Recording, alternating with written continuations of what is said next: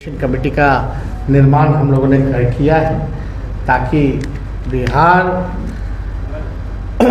के सवाल को मजबूती के साथ हम विपक्ष के लोग उठाते रहें। और कोई अगर कोई सवाल होगा तो आप लोग पूछ सकते। के लिए गए अपने नागरिकों के मदद हेतु कोई हेल्पलाइन नंबर जारी किया है? क्या अपने किसी मंत्री की तैनाती वहाँ की है? बिहार के नागरिकों की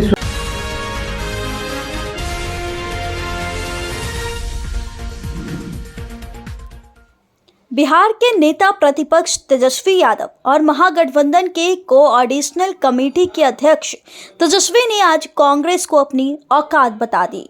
एक बार फिर से जिस तरीके से बैठक के लिए तेजस्वी को भी आमंत्रित किया गया था, पटना के सदाकत आश्रम में महागठबंधन के 6 दल हैं। 6 दल में सबसे बड़ी पार्टी तेजस्वी यादव यानी कि राजद की है। इस बीच जो तेजस्वी यादव काफी लोगों का इंतजार कराए, जहां कांग्रेस के तमाम बड़े बड़े नेता, चाहे शकील अहमद खान हो या प्रदेश अध्यक्ष कांग्रेस की राजेश राम हो या मदन मोहन झा हो, सभी बड़े नेता उनके इंतजार में तब तक लगाकर खड़े रहे और तकरीबन 1.5 घंटे बाद तेजस्वी यादव वहां पहुंचते हैं तो उनका स्वागत किया जाता है। यानी कहीं ना कहीं इशारा यह है कि कांग्रेस को तेजस्वी ने अपनी औकात बता दी है। कहा जाता है कि ज्यादा सीट लेने से कोई फायदा नहीं, सबसे बड़ी पार्टी हम हैं यानी तेजस्वी यादव है और अधिक सीटों पर राजद चुनाव लड़ेगी। ऐसे में आज बैठक से पहले काफी देर तक लोगों को इंतजार करना पड़ा। बैठक तो शुरू हो गई, अब गहरे मंथन जारी है। अब यह तय होगा कि आखिर कौन कितनी सीटों पर आखिर चुनाव लड़ेगा।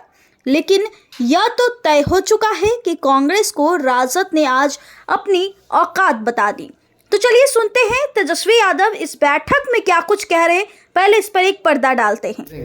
निंदा प्रस्ताव सवाल है, कुछ बातें भी हैं। जम्मू कश्मीर के पहलगाम में आतंकी हमले में मारे गए नेवी के शहीद लेफ्टिनेंट विनय नरवाल की बहन सृष्टि ने कहा, विनय 1.5 घंटे तक यानी जिंदा था लेकिन कोई मदद के लिए नहीं आया। प्रश्न ये उठता है कि जब एक ही स्थान पर लगभग 2000 पर्यटक मौजूद थे तो उनकी सुरक्षा के इंतज़ाम क्यों नहीं किए गए? उनके लिए एक भी सुरक्षा कर्मी मौजूद क्यों नहीं था? और पहलगाम ऐसा जगह है ऑलरेडी हाई सिक्योरिटी जोन में आता है, क्योंकि कई हज़ारों में पर्यटक वहाँ रहते हैं पहले से ही। ऐसी घटना होना, लेफ्टिनेंट हमारे 1.5 घंटे तक जिंदा रहे, तड़पते रहे कि सहयोग कुछ मिले, नहीं मिल पाया।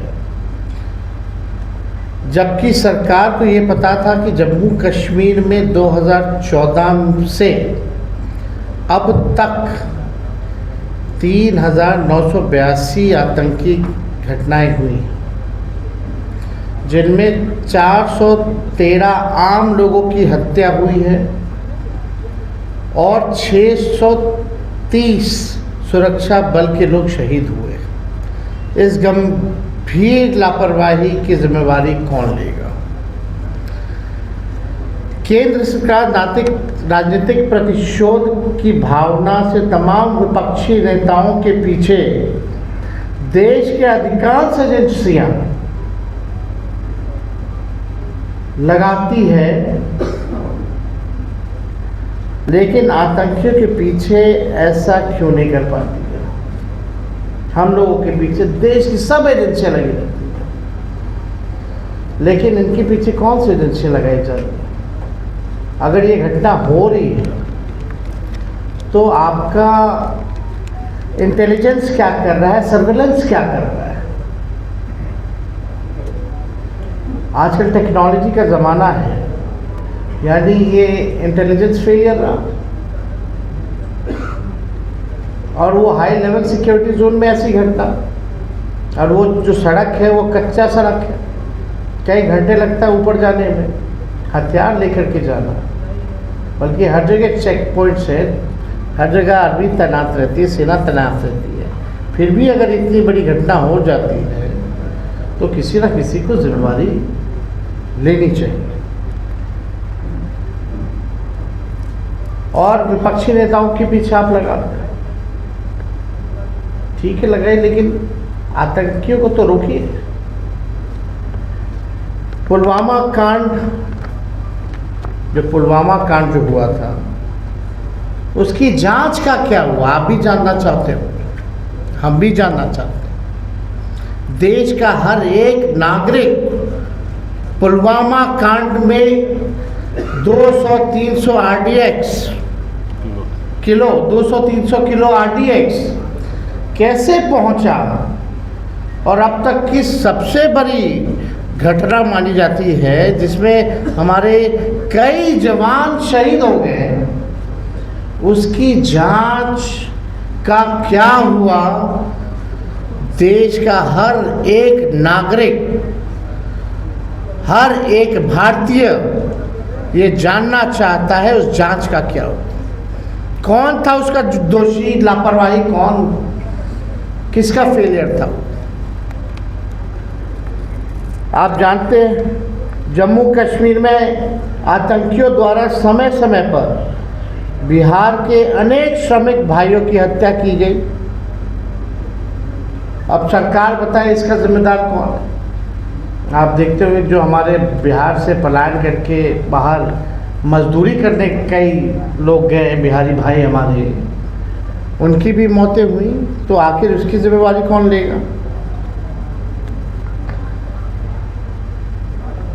सरहद पार से आतंकी देश में आ रहे हैं तो ये देश की सुरक्षा के साथ खिलवाड़ है। ये बहुत बड़ा सिक्योरिटी लैप्स है। पहलगाम में आतंकियों ने आकर यानी रकी की होगी, स्पॉट चुना होगा, ऐसे नहीं कि आते कि घुस गए होंगे, रेकी ज़रूर की होगी, स्पॉट चुना होगा, सरहद पार किए होंगे, तब जो है वारदात को अंजाम दिया। तो ये तो पूरा फेलियर आखिर ये किसका है, ये हम लोग